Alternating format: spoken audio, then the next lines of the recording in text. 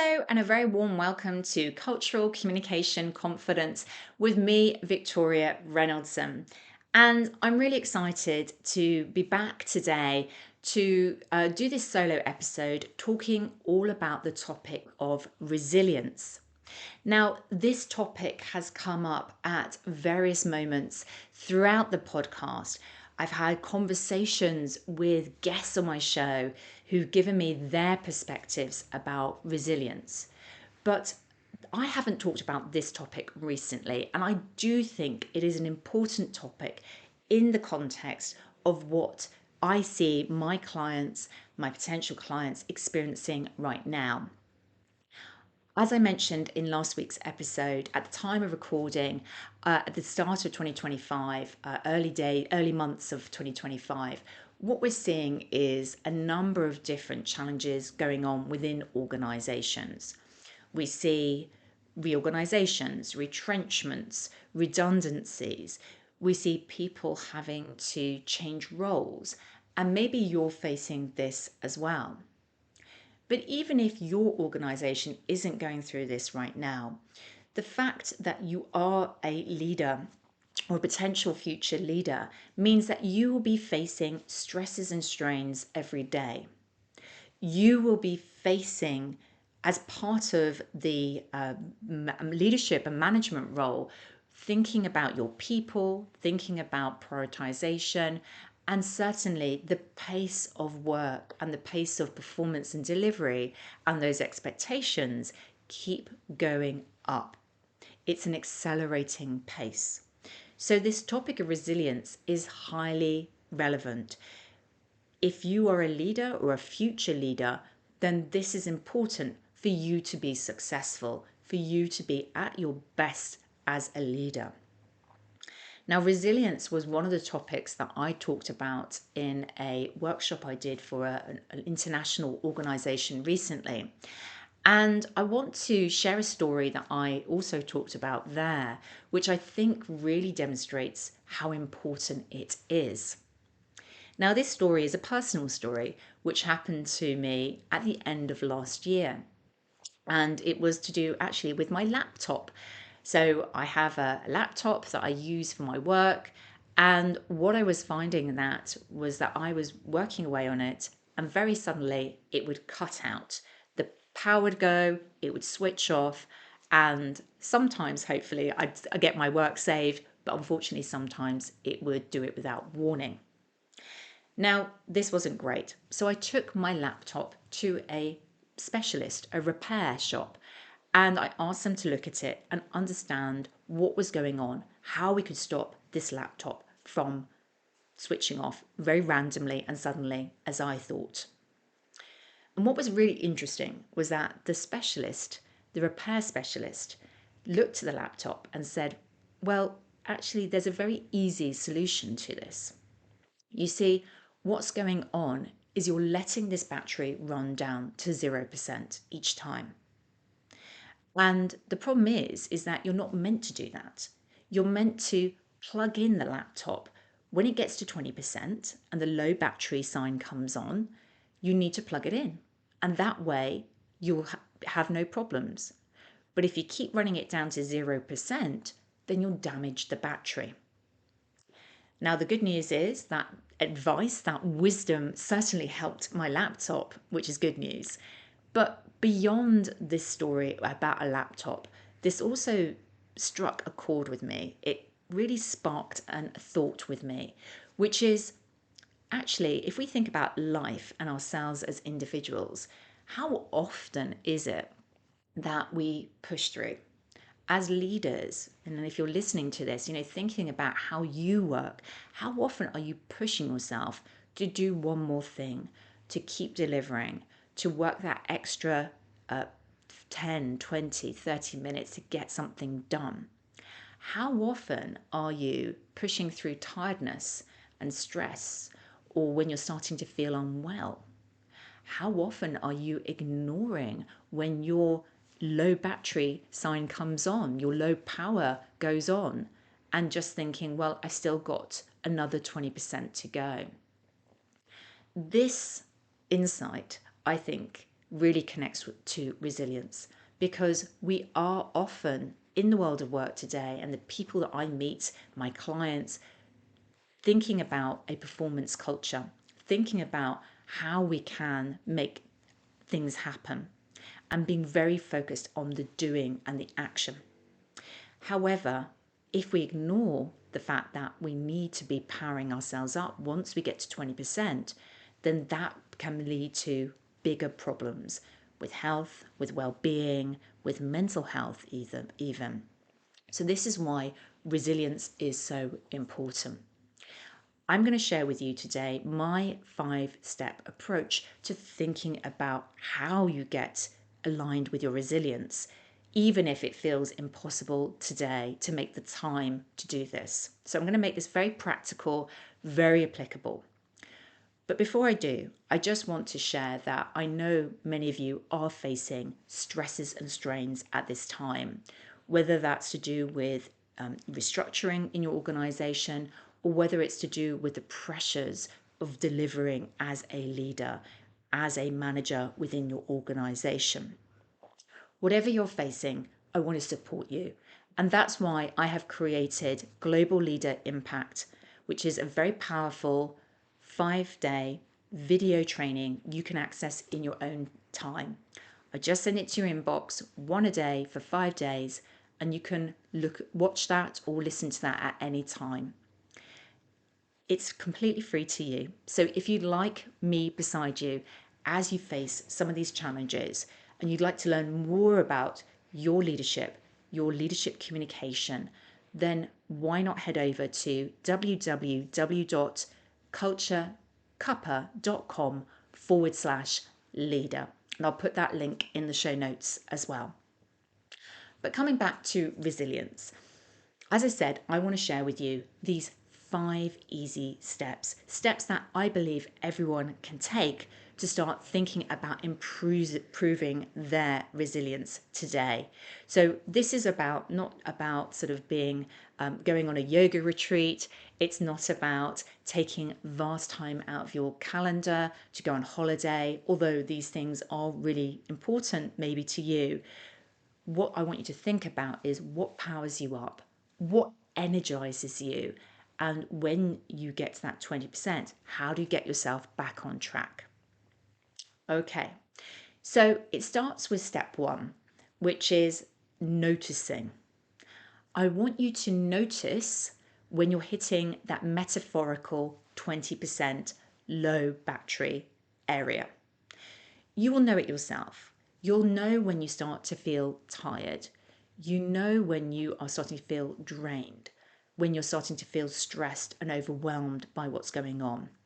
You know when you are pushing yourself, driving yourself, rather than feeling motivated. Resilience starts with recognizing and being able to tune in to more this idea of the low battery warning. That might be something you feel in your body. It might be about your physical symptoms. It might be that you're starting to feel tired or slightly unwell. But it also might be how you're feeling inside emotionally as well. So that step 1 is really important, to recognize it, to notice it, which so many of us have trained ourselves to ignore. So this is step 1. Step 2 then is knowing your resilience factors. Now, this is a really big topic, and you can really think about it as broadly as not just your work, but your life as well.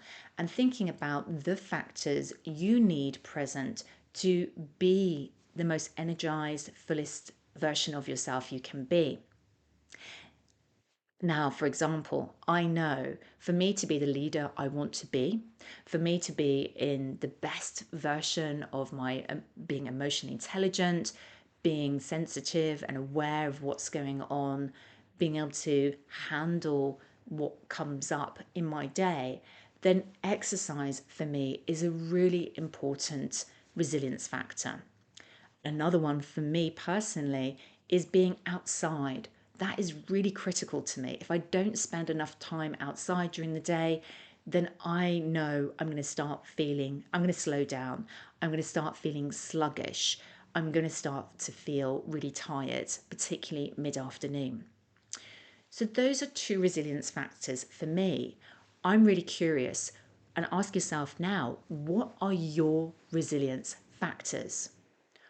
What do you need to be present for you to really be at your best, to be energized and charged up? So have a think about that, reflect on that question, and I would encourage you to write that down, in fact. So those are the resilience factors, step two. Step three is then making it tangible and real. I promised you this episode was going to be practical, and I do want it to be, because the problem sometimes I find is that when you have identified the resilience factor, like take the one of exercise, then people want to overcommit and make a bold statement and a big commitment to that resilience factor. Now, that can be really motivating for you, and that maybe is what you need. But I also want you to recognize that, particularly if you're in a very busy spell, personally or work wise, actually, this can just create extra pressure and extra stress in your life. So rather than saying, right, I'm going to go to the gym every day for an hour and I'm going to do that for 3 months, or saying I'm going to start training for a marathon, you might break it down. So, step three is about day by day micro actions.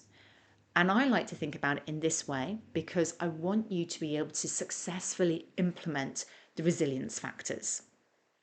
So really think about, what can you commit to, which is a small action, not a grand commitment or big gesture, but something that is easy for you to commit to. And then I want you to put that in your calendar. I want you to schedule it in. So, for example, I mentioned earlier one of my resilience factors is exercise. So, the kind of exercise that I do is that I really enjoy running, particularly at the time of year that I'm recording this. And I also greatly enjoy my strength training. But for these things to happen, they have to happen in the morning. Before I get busy in my day, I get distracted. Even if I think I'm going to do it in the afternoon, there's always a reason why I don't do it. So I have to do it at the beginning of my day. I also know that from a micro action point of view, it makes sense for me to do it before my kids get up. So what that looks like is I need to put it in my calendar. I need to set my alarm to make sure that I get up. So that's a micro action. I also need to do a micro action, which is put my exercise clothes out the night before. So I'm ready to put them on and I don't feel like tempted to kind of go do something else. These are some examples of the types of micro actions that enable my resilience factor of exercise. You might call them habits, but I think it's more than that, because what you want to do is you want to make it very real. You want to put it in your calendar. And I think the way that you make it real is really deciding, actually in micro detail, what you need to make it happen. So what do those micro actions look like for you in step three? You've identified perhaps resilience factors you need to be successful. Now think about how you're going to implement them practically. What do you need? When are you going to do it? Where are you going to do it? What will you need equipment or special things like clothes, for example, to make it happen? And then do it. I think it's really important not just to think or plan it, but actually start taking steps forward. And for me, habits are what happens afterwards. When we repeat an action, a micro action, time and time again, then you'll get to that habit. So that is step three.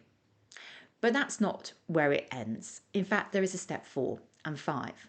And this is, if I move into step four, thinking about what your boundaries and non negotiables are. Resilience is not easy sometimes because actually there is friction around us.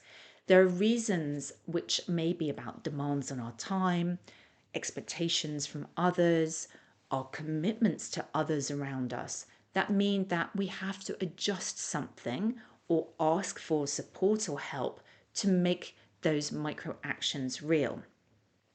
So again, if I come to my example, I needed to ask my husband to make sure he was up in time so that he could start making breakfast. And so when I come back from my run, for example, breakfast is ready to go for the kids. I'm not starting to prepare breakfast straight after my run. I can cool down first and then join breakfast. This was an example of something I needed to do, a request to put in place my non negotiable so that I actually can make my micro action happen.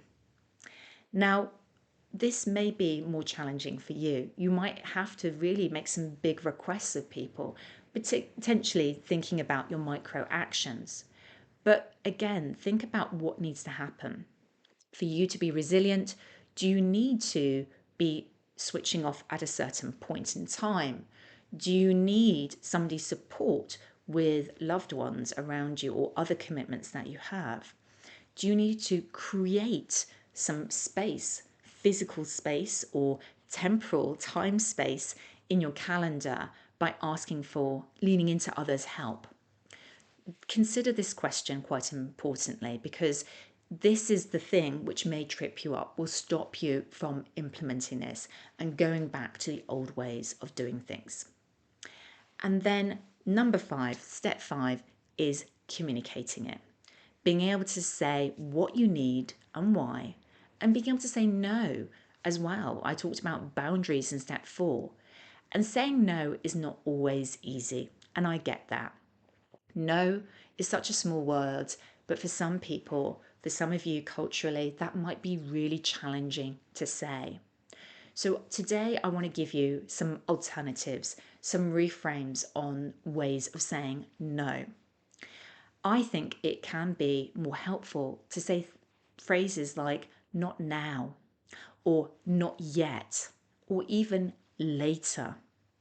Phrases like this avoid the absolute black and white absolutism of no. And I think that can be helpful in situations where you might be feeling uncomfortable to put that boundary in place. What you might need to really make those resilience factors and micro actions happen. So, some questions for you to really think about. We've covered quite a lot here today in this episode. So, what are your resilience factors? Have you identified the micro actions or take the time now to reflect on that? What micro actions do you need to put in place to make this happen and tangible and real? How are you going to prioritize your resilience so you can be the best version of your leadership today? I would love to know. So reach out to me on LinkedIn. My personal profile is Victoria Reynoldson, and I want to hear from you as I love hearing from people on previous episodes. Tell me what your resilience factors are. What are the micro actions that you're going to commit to do? Message me over on LinkedIn. And remember, whatever you're facing, whether it is times of uncertainty and change in your organization, or whether you're facing those stresses and strains of being a global leader, of being a future leader, then I have a resource for you.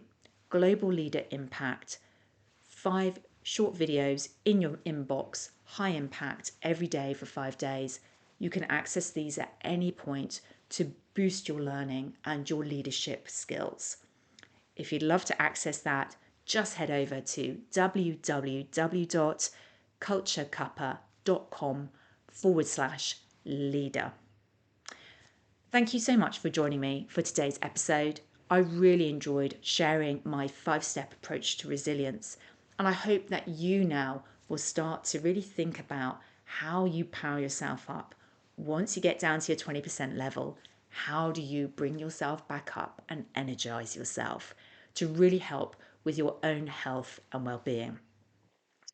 Thank you so much, and I look forward to seeing you next time on the show.